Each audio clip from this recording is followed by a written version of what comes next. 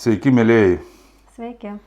Šis vaizdo įrašas yra orientuotas į jaunimą, bet kiek aš žinau, mano kanalo žiūrovai yra augesnio amžiaus žmonės. Tai galbūt šį vaizdo įrašą žiūrintis parekomenduos pažiūrėti ir anūkams. Šis vaizdo įrašas skirtas labiau anūkams, o teisingiau sakant, norim pakalbėti apie jaunimą, apie padėtį, kokioj padėty yra jaunimas ir man atrodo, kad jie realiai nesupranta, kokioj jie yra padėty. Taigi, pradėsim nuo labai paprastų dalykų. Pradėsim nuo tų baisių tarybinių laikų, kada, tarkim, pramonė buvo valstybinė, įstaigos buvo valstybinės, nebuvo to privataus sektorio, tai tiesiog buvo kita santvarka. Dabar mes gyvenam kapitalistiniai santvarkoj. Ir tada uždirbtas visas pelnas buvo skiriamas žmonių geroviai. Medicina, mokslas ir jaunos šeimos, sukūrusios jaunas šeimas, gaudavo darbus po mokslo ir jiem būdavo skiriamas vienoks ar kitoks tai būstas.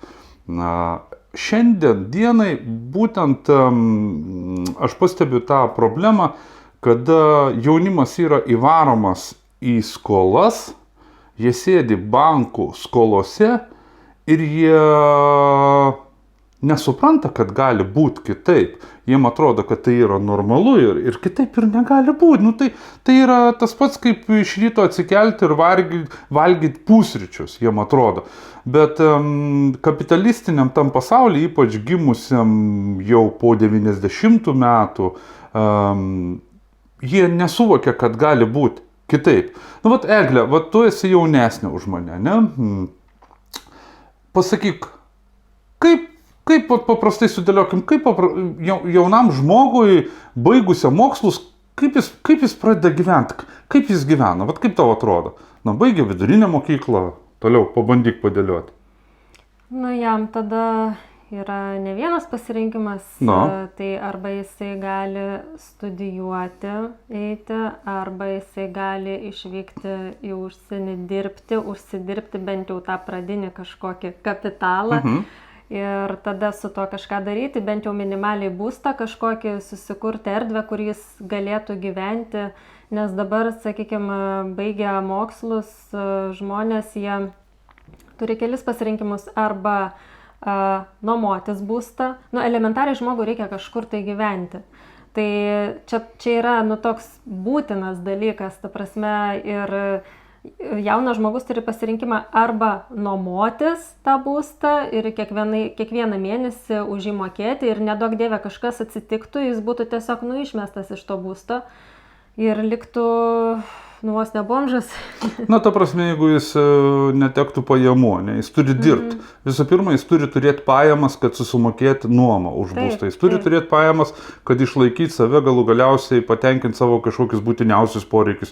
Maistas, rūbai, ten kažkie tai, reikalingi daiktai šiais laikais, kompiuteris, telefonas, abonentai ar papildyti sąskaitą. Tie dalykai ir tai sudaro visiškai nemažą sumą, jeigu taip suskaičiuoti, tiesiog jeigu padoriai maitintis, nuomotis didmiestyje būstą, visą kitą, mes kalbam jau apie 1000 eurų. Mes kalbam apie 1000 eurų. 1000 eurų jaunas žmogus turi uždirbti, kad minimaliai galėtų dar karts nuo karto į kokį kiną nueiti, ar ten su draugais restorane pabūti kažkam kavinukėje, net ten pizzas valgyti, ar dar kažką. Bet mes kalbam, kad reiktų 1000 eurų uždirbti tam, kad realiai galim sakyti egzistuoti. Čia nėra gyvenimas. Ir jeigu tu pastoviai nuomojasi, tai, sakau, neduok dieve kokia liga ar kas sveikata sušlubuotų, ir tu, sakykime, nebegalėtumai tą darbą eiti ir, realiai, ką tada tam žmogui daryti? Yra keletą būtų. Tu gali apsidrausti, yra dabar privatus draudimai, kur galima nuo visų rizikų apsidrausti. Už tave draudimas kažkurį dar laiką ten pamokėtų. Kito atveju nėra. Kito atveju nėra. Tiesiog nėra.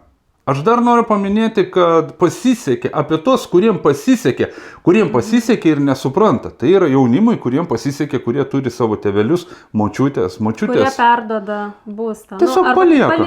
Miršta ir tiesiog palieka. Ar tai senos statybos, ten vadinkim. Čia yra laimės kūdikiai. Laimės kūdikiai, kuriem dar močiutės palieka tos būstus. Aišku, jie juos gali parduoti, papildomai tuos pinigus gautus nunešti į banką, pasimti naujesnį būstą ir mokėti ne už nuomą, bet tarkim įsigijus naujesnį būstą, įnešus močiutės palikimo pinigėlius, galima pasimti naujesnio statybos būstą ir tiesiog kiekvieną mėnesį mokėti jau nebe nuomą, o už būstą, ne? Paskolą vadinkim banko, ten po 200 eurų ar po 250 didmiesčiuose kainuoja ir daugiau būstai, žinau, yra ir 1500. Yra baisu, kai žmonės, sakykime, būstui įsipareigoja ten 30 metų mokėti.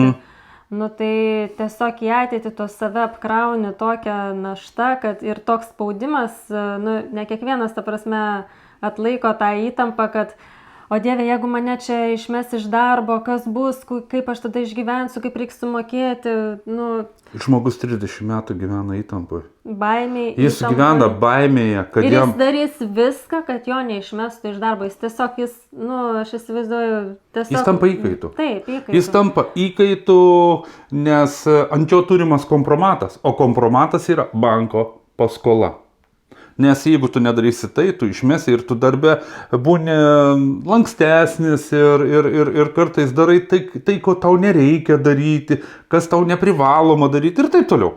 Ir dažnai žmonės dirba netgi nemylimą darbą, bet jis yra priverstas dirbti tam, kad tik sumokėti. Tai didžioji dauguma žmonių taip dirba, taip. Ir ką mes turim visuomeniai nelaimingų žmonės, mes turim pastoviai su įtampa ir iš to, kas lygos, negalavimai ir taip toliau. Todėl dabar didmiesčiuose labai daug darbo turi psichologai, psichiatrai.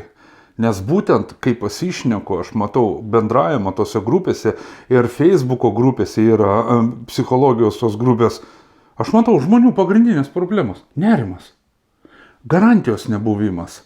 Ateities baimė. Ateities baimė, plus dar karo propaganda.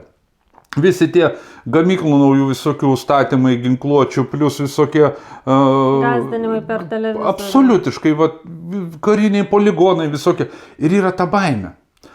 Ir dabar turbūt daugelis sakys, na gerai, jūs čia šneka taip, kaip yra, taip, tai yra, tai nenuginčiama, tai, ką kalbam. Aišku, daugelis jaunimo uždirba ir daugiau, ir 2-3 tūkstančius, tie yra laimingi. Irgi laimės kūdikiai. Irgi laimės. Priklausomai nuo specialybės, aš įsivaizduoju IT srityje, informacinių technologijų. Tai yra daug, tai gali būti ir vadybininkas, ir gero įmonėje ten kokioje.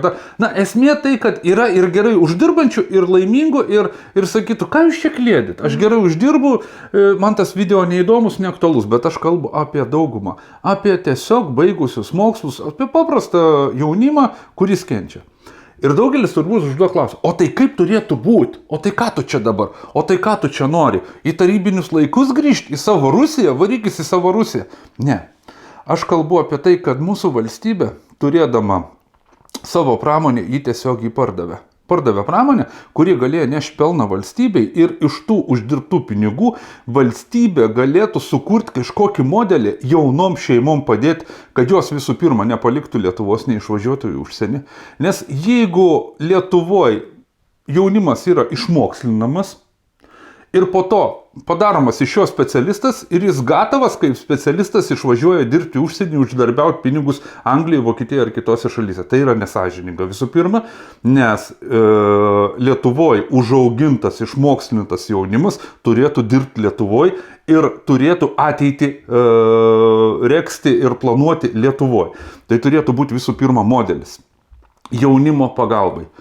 Jaunimas, kad pasiliktų tiesiog, kad nemažėtų tų gyventojų. Jaunimas baigęs mokslus, sukūrė šeimą, valstybė privalėtų suteikti gyvenamą būstą, kad jam nebūtų galvos skausmo, kad jis netekęs darbą, nebeturės realiai kur gyventi, bus išmestas po tilto, ne? Arba gaus grįžti pas mamą ar pas močiutę prisiglaus, kad tiesiog gyventų. Turėtų būti toks modelis, tada absoliutiškai kiek nusijama skausmo ir jaunimui būtų gerai. O kaip tai būtų galima padaryti? Aišku, aš kalbu, kada mes nebeturim savo pramonės, kada valstybė taško pinigus milijardus į Ukrainą, tų pinigų nėra. Bet tarkim, jeigu valstybė būtų pasirinkusi net tokį laukinių tų vakarų kapitalistinį tą modelį, kada absoliutiškai valstybė nieko neturi, pati sėdi ant išmokų europinių, pati prisiskolinus milijardų yra, na, situacija iš tikrųjų yra liūdna. Kaip tai padaryti? Aišku, čia keistusi per geopolitiką. Tų modelių yra visokių, bet esmė, kad valstybė visiškai nekreipia dėmesį į jaunas šeimas. Ir ką mes matom to pasekoj? Jaunimas gyvendamas baimiai, nežinioj. Arba išvažiuoja užsienį dirbti. Aš noriu prieiti prie vieno dalyko, prie gimstamumo. Tai jeigu jaunimas galvoja, kad vos jie gali susimokėti už būstą ir nežinia, ar kitą mėnesį jis turės pinigų už jį susimokėti, kaip šitokios jaunos šeimos, tarkim, gali planuoti vaikus, kada jiem nėra garantijos, kad jie iš vis turės kur gyventi, kad jie turės stogą virš galvos, elementarų stogą. Ir planuoti apie vaikus 2, 3, 4 gausias šeimas gali tik tie, kurie turi užsigarantavę ateitį, kad turės kur gyventi, turi pajamas ir taip toliau. O dabar paprastiems žmonėms, aš dabar suprantu, kodėl tas gimstamumas toks mažas. Elementaru. Nėra garantijos, kad bus įmanoma iš vis gyventi, kad tu turėsi kur gyventi. Aš nekalbu apie darbą, apie užmokestį. Elementariai. Apie tą norėjau ir pakalbėti, tiesiog aš manau, kad mes viską beveik ir pasakėm, čia galima būtų išsiplėsti iki... Dar yra dar vienas toks šitam besikeičiančiam pasaulyje atsiranda dar viena problema, tai tiesiog darbo vietų mažėjimas.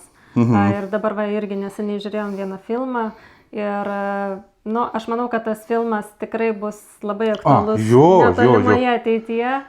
Ten apie robotus, kaip robotai keičia žmonės. Apie dirbtinį intelektą, dabar kas populiaru labai jo. Ir tiesiog ten, pavyzdžiui, buvo toks kaip pavyzdys pateiktas, kad statybos įmonė viena buvo prižadėjusi ten darbuotojams, kad nepakeis tų darbuotojų žmonių, nepakeis robotais. Ten jau buvo tiek išsivystę, kad tie robotai jau kaip žmonės atrodė, tiesiog jie buvo kaip vergai, tokie paklusnus tie robotai ir jie darė viską ir už daug pigiau turbūt ir daug greičiau, kokybiškiau.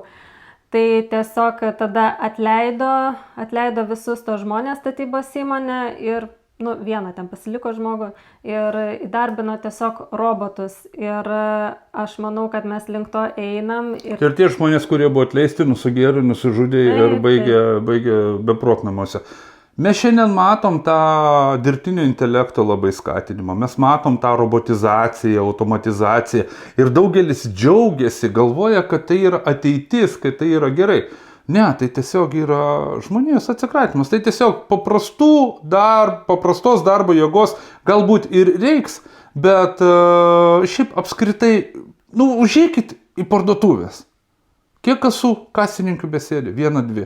Visur savitarnos kasos. Ir čia galima vardinti pavyzdžių. Esmė tai, kad mes nebereikalingi sistemai.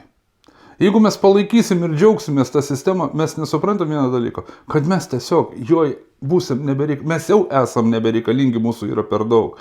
Ir mumis atsikratinėja po truputį, švelniai, gražiai, tai yra verdančios varlės principas, kada įverdant į kibirą vandens, įmeskit varlę, apačioj pakurkit mažą ugnelę.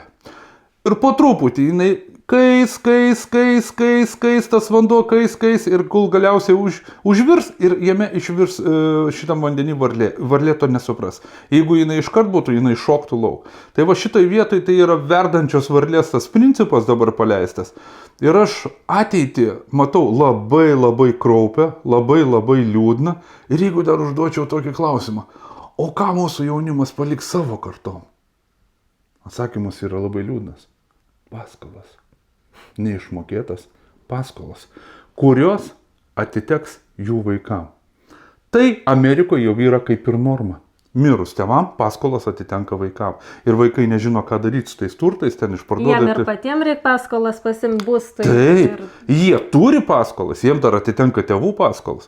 Tai va, šitas baisus pasaulis nusimato ir jeigu jaunimas nesusimastys, ir man aš tiesiog neturiu modelio pasiūlyti jaunimui, o ką daryti?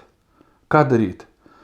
vienintelis būdas turbūt, jeigu kūrėt naują šeimą ir turit galimybę nusipirkti kažkur mažą sklypuką, mažiuką sklypuką, nusipirkit geriau ant ratų priekabėlę. Ir gyvenkit ten, pasitaupydami pinigų, pasistatykit medinį namuką, karkasinį ar dar kažkokį, pasidarykit savo, nelyskite. Reikia pasiūlyti kažkokią alternatyvą. Nelyskite bankus, venkit tų didmiesčių ir ieškokit darbo, žiūrėkit kažkaip tai, dėliokitės darbą, kad būtų rajonuose aplinkui, kad jūs nebūtumėt pririšti prie tų miestų, ir nes miestas yra brangus. Mieste gyventi yra brangu. Tai, ką jūs uždirbsit, jūs viską išleisit, atiduosit miestui, jūs sėdėsit kamščiuose, jūs gyvensit smarbėje, chaose, triukšme, technokratijai. Kada jūs gyvensit gamtoj, bus ramybė. Aplinkui gamta, grynas oras, jau gyvenimo sąlygos kitokios. Ir turėsit savo kampuką, savo. Pasistatykit, kad ir palapinę pradžiai kažkokią, ar iš kažkokių, tai, galima dabar už kelius šimtus eurų nusipirkti ant ratų priekabėlės, kuriuose yra ir biotualetas, ir vanduo, ir šildymas, dujų pasipildai. Galima gyventi tiesiog, ir žinau, kiti žmonės taip gyvena, ir turim draugų, kad tik nelysti paskolas ir netratinti pinigų kažkam nuomo.